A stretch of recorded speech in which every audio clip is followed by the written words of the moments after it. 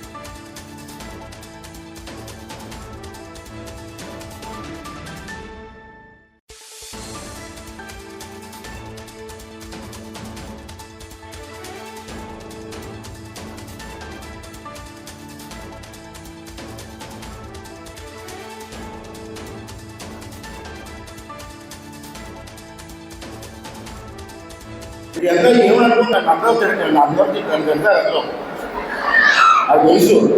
గంగాయి గురించి మాట్లాడితే ఓటు వేయండి అన్నాను, మానేమన్నా ఓటేని మానేయండి. గంగాయి గురించి మాట్లాడి తప్ప నన్ను బెదిరించారు ఒకసారి, ఈ గంగాయి గురించి పట్టించుకుంటే మీకు ఓటు వేయమని మానే అన్నాను. ఏం చేస్తారు మానేస్తే ఎమ్మెల్యే పోస్ట్ ఉంటుంది అంతే కదా. కానీ ఎంతమంది జీవితాలు నాశనం అయిపోతున్నాయండి. ఇక్కడ ఉన్న నాయకులందరికీ చెప్తాను నేను, ఇది నాకు కోపం ఉండదు, నాకు మాట్లాడిన కోపం ఉండదు. ఈ గంజాయి వ్యాపారం ఎవరు చేస్తున్నారు, ఏ ఊళ్ళో ఎవరున్నారు నాయకులు, అందరి పేర్లు అందరికీ తెలుసు, అందరికీ తెలుసు.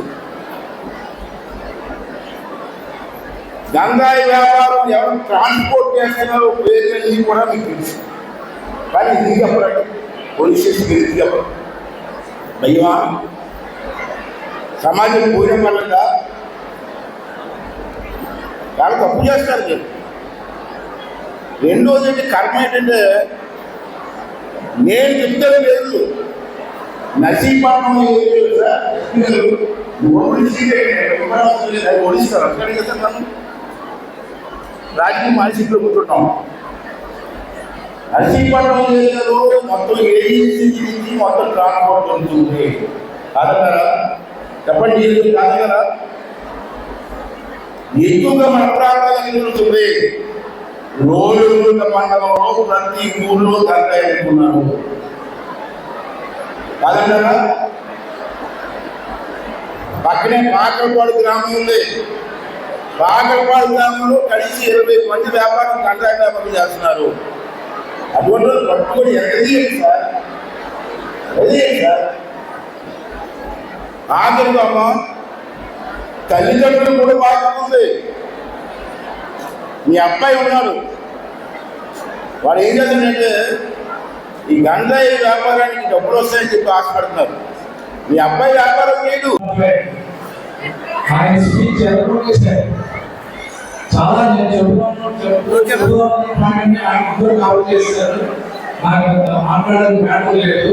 సో మనందరం ఫోన్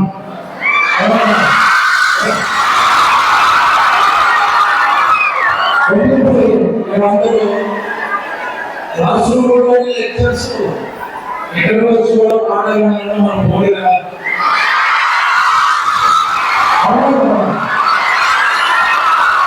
ప్రతి ఒక్కరు రాస్తున్నారు. అవునా? ఇంకా మీకు ఒక చిన్న విషయం చెప్పాలంటే చాలా మంది బ్రహ్మాజ సింధూరు దగ్గరికి ఒకలాగా ఉన్నాడు, చాలా మంది ఒకలాగా ఉన్నాడు అని అంటుంటారు. మీరు అందుతారా? చాలా మంది ఒకలాగా ఉన్నాడు. దానికి కారణం తెలుసా? నాకు ఫిబ్రవరి లేవు.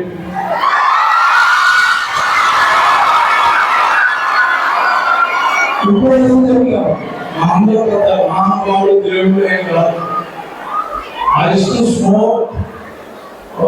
కాలేజీలో ఇంటర్మీడియట్ లో జాయిన్ అయినప్పుడు అక్కడ కొత్త గ్యాంగ్ ఫ్రెండ్స్ తయారవుతారు.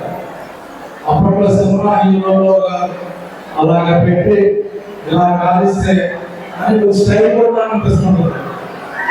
సో మనకి అదృష్టం ఉంటే మనం మంచి ఫ్రెండ్ దొరుకుతాడు. మన బ్రాండ్ అనుకోండి, 3-4 సిగరెట్ దాకా బ్యాచ్ చదువుతారు. వాళ్ళు ఏమంటారంటే ఒక్కసారి ట్రై చేయాలి, పర్లేదు అంటారు. మనం కూడా బాగుంటుందేమో అలా పెట్టుకుని అందరూ బాగుంటున్నాము. అలాగా 1, 2, 3, 4 సార్లు తర్వాత నాకు కూడా అలవాటు అయిపోయింది. అది దాదాపు దాని తర్వాత ఇండస్ట్రీలోకి జాయిన్ అయ్యాను. అది సిగరెట్ చదువుకున్నట్టు సిగరెట్ డబ్బులు రావాలి కదా, అప్పుడు ఏం చేస్తాం డబ్బులు కావాలన్నప్పుడు మీరు చేసేవాళ్ళు పేరెంట్స్ డబ్బులు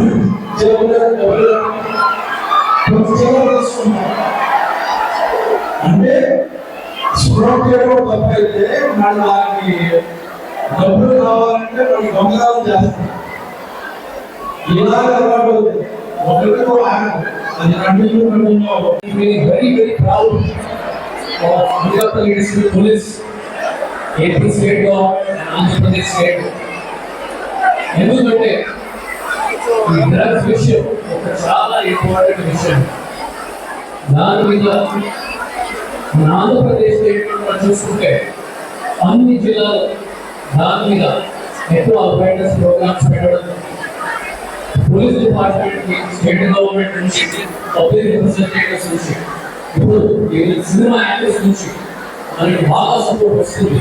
దానికోసం నేను చాలా ప్రౌడ్, ఇంకా నాకు సంతోషం, నేను ఫీల్ అవుతున్నాను. ఇప్పుడు ఆల్ స్కూల్స్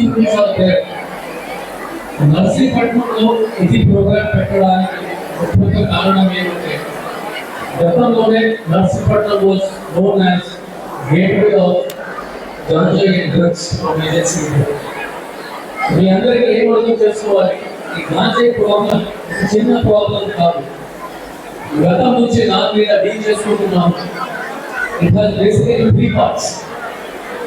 Number 1, ఇది agency area, Andhra Pradesh police border area, మనకి గాంజాయి కల్టివేషన్, గాంజాయి సాగు ఎక్కువ జరుగుతూ లేదు. Second problem transportation. గాంజాయి ట్రాన్స్పోర్టేషన్ ఏజెన్సీ ఏరియా నుంచి నర్సీపట్నం తీసుకురావడం, ఇంకా పెద్ద సిటీస్ బెంగళూరు, చెన్నై, ముంబై అక్కడ వైపు పంపించడం, అది సెకండ్ ప్రాబ్లం. థర్డ్ విషయం ఏమంటే మనకి కన్సంప్షన్.